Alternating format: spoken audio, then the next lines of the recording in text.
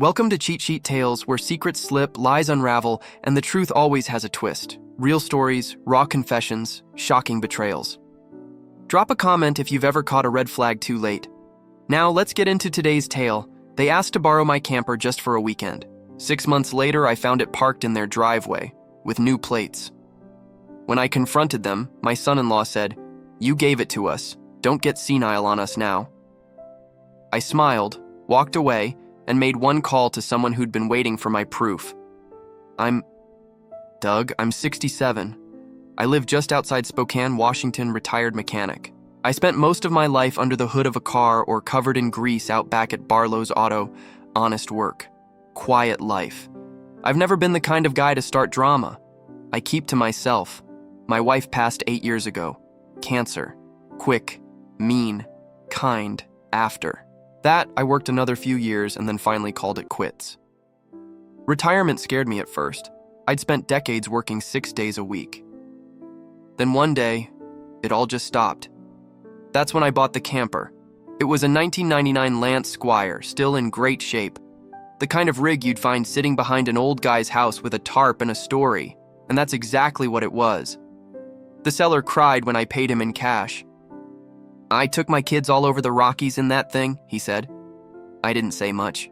I just shook his hand and promised I'd take care of it. And I did. I kept the camper spotless. Regular tune-ups, new brakes.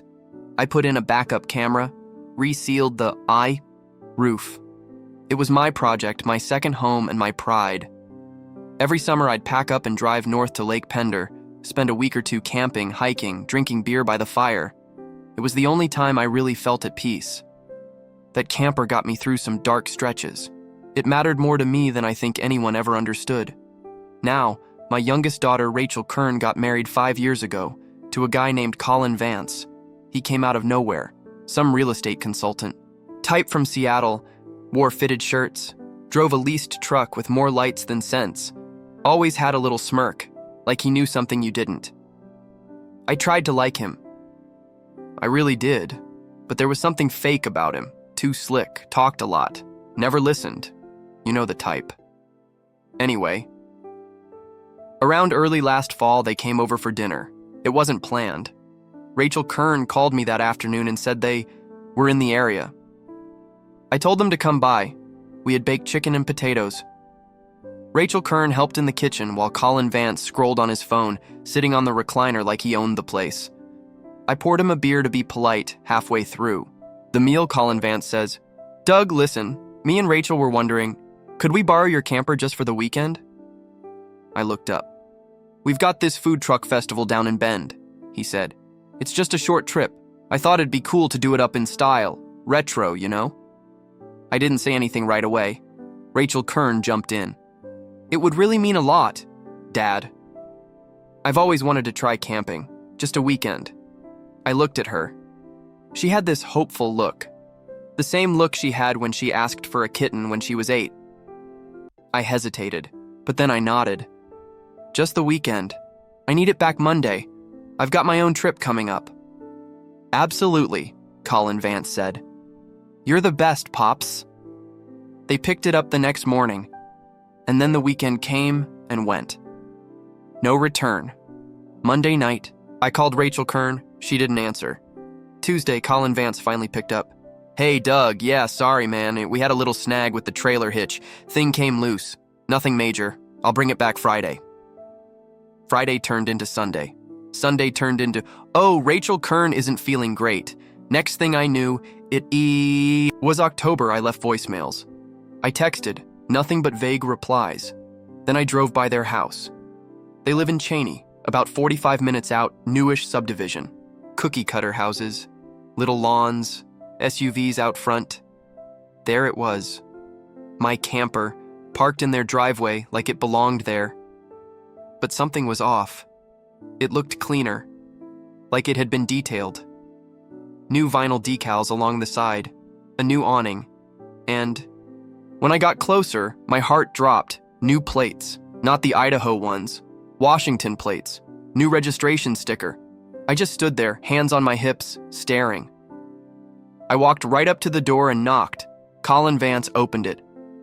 "Oh, hey Doug. I need to take the camper back today," I said straight out. He blinked, then smiled. "Wait, take it back?" "Doug, you gave it to us." I laughed.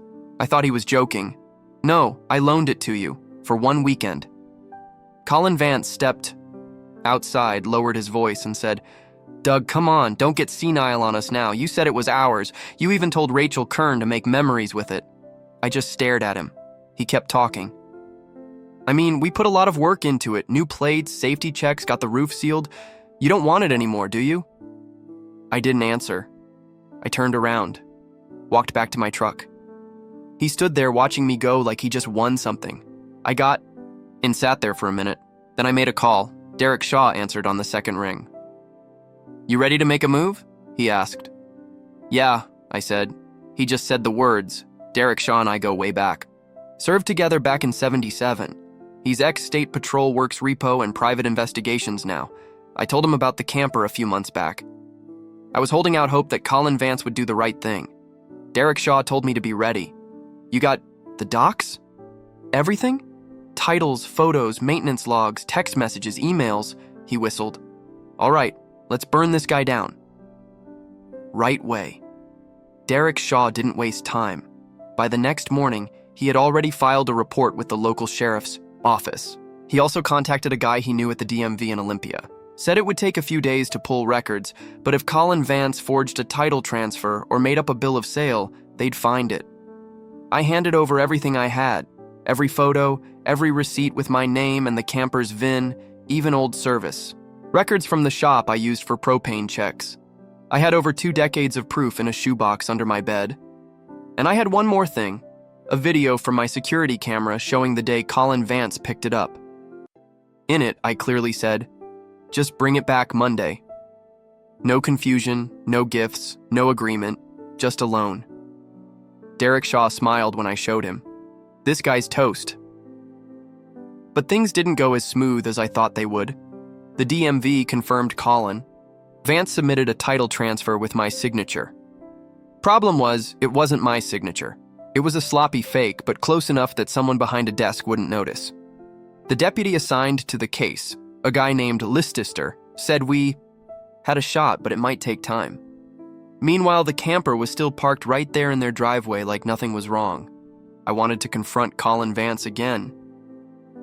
Derek Shaw told me to sit tight, let him feel safe, let him get comfortable. That's when we move. 2 weeks went by. Then Rachel Kern called. She was crying. "He's talking about selling it," she said. "Says we can get 10 grand easy." He even listed it on Facebook. That's when something inside me snapped. I didn't say much, just told her to send me screenshots. She did. And there it was, my camper on Facebook Marketplace, listed for $2,500, recently updated, clear title, serious buyers only. I called Derek Shaw. He didn't answer, so I drove. To Cheney. Didn't even knock. I stood in front of their house and took pictures. Camper, plates, VIN.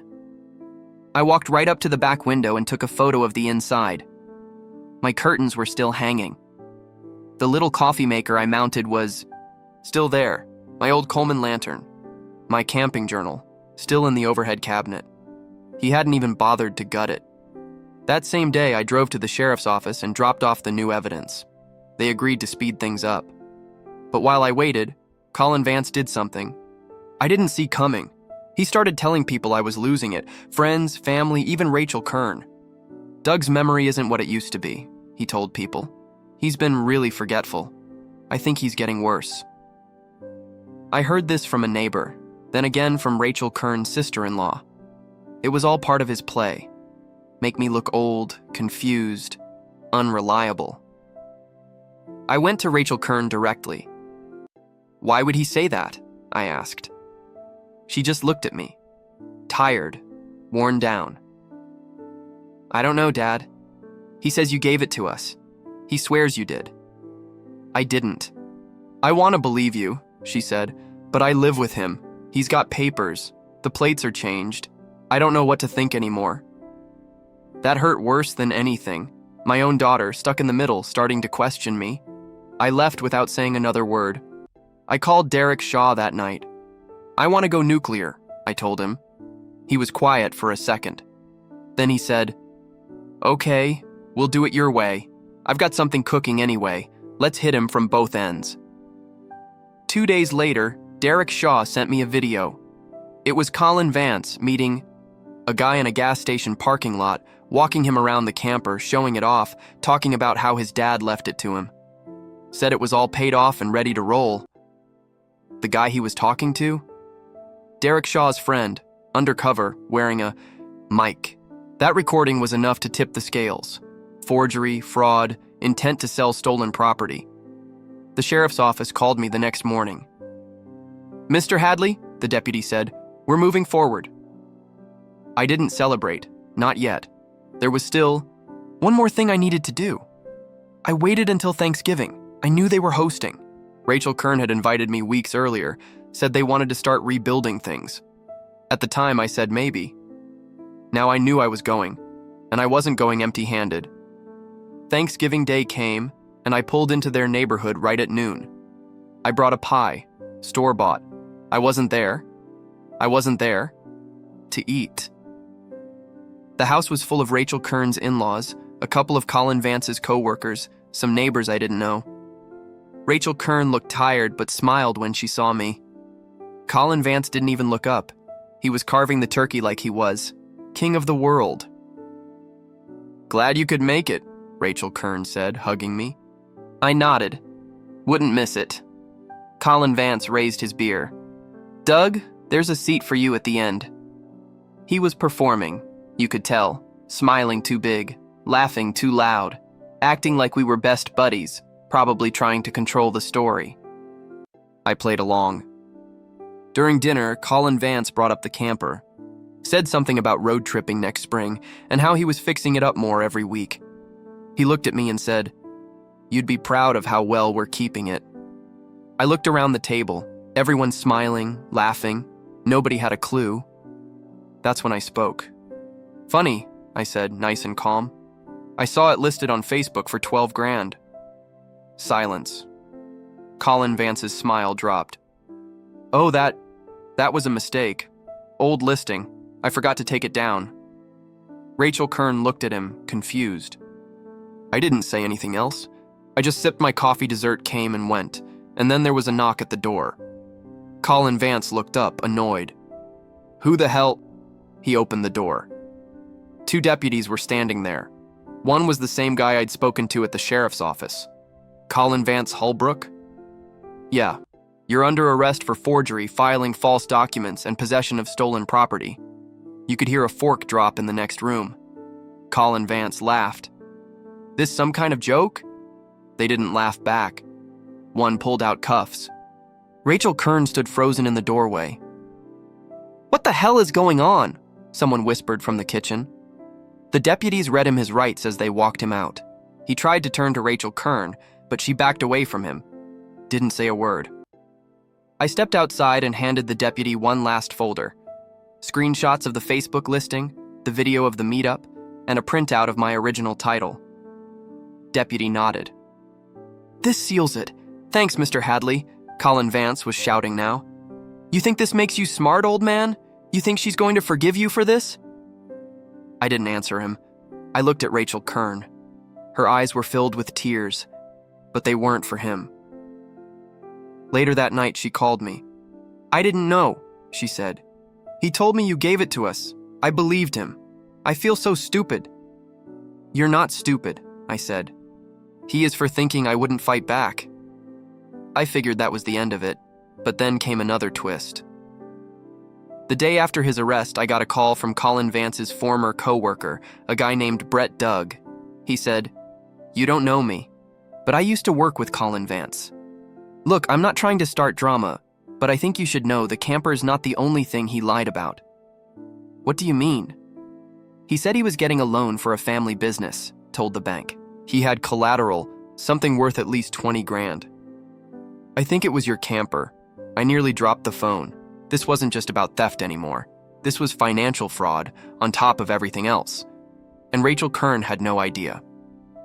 Brett sent me some emails. Colin Vance had used fake documents to claim ownership of the camper, along with photos showing it in his driveway, to secure a private loan from a local credit union. He got the loan approved just 3 weeks before Thanksgiving.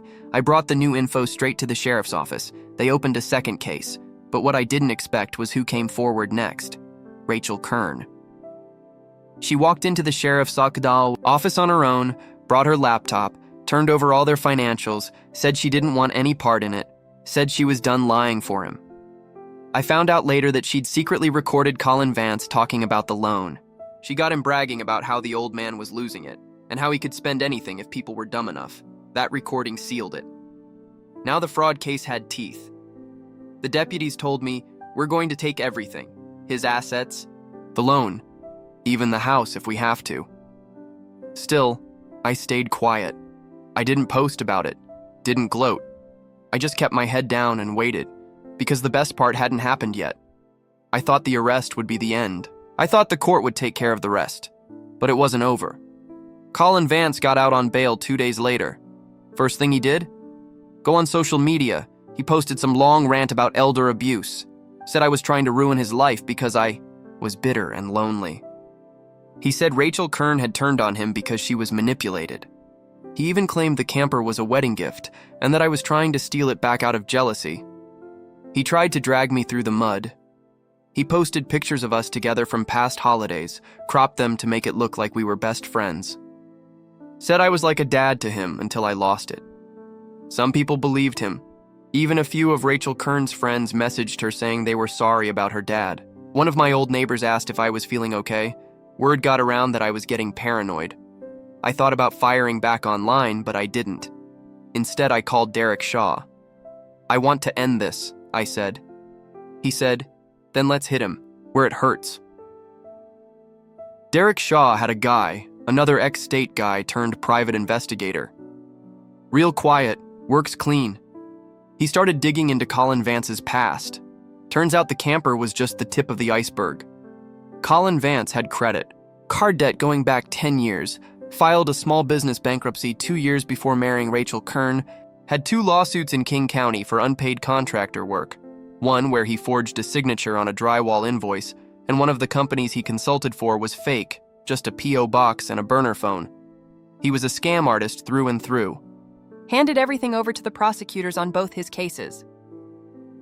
Rachel Kern, meanwhile, filed for divorce. She moved into my house for a while, quiet at first, then angry. She blamed herself, said she let it all happen, said she should have seen the signs. I didn't blame her. I told her the truth. I failed her too. I should have spoken up sooner. Said, "I saw the way he talked to you. I just thought maybe you were happy.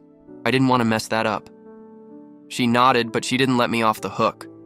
"You knew he was a liar," she said, "and you let it go." That stung, but she was right. We both let things slide until it blew up. But we didn't make that mistake again. Now, here's how it all ended. The trial came. In spring, the courtroom was packed. Colin Vance sat up straight in his suit, smiling like always. His lawyer tried to paint it like a family misunderstanding, said, "I was getting older," said, "Memories can get foggy." Then Derek Shaw's evidence came out. The forged bill of sale, the Facebook ad, the undercover sale video, the loan application with fake docs, the recording Rachel Kern made of Colin Vance bragging. The prosecutor laid it all out piece by piece, slow and brutal. The jury took 2 hours to convict him guilty: forgery, fraud, attempted grand theft, filing false financial documents. He got 4 years in prison, no parole for the first 2.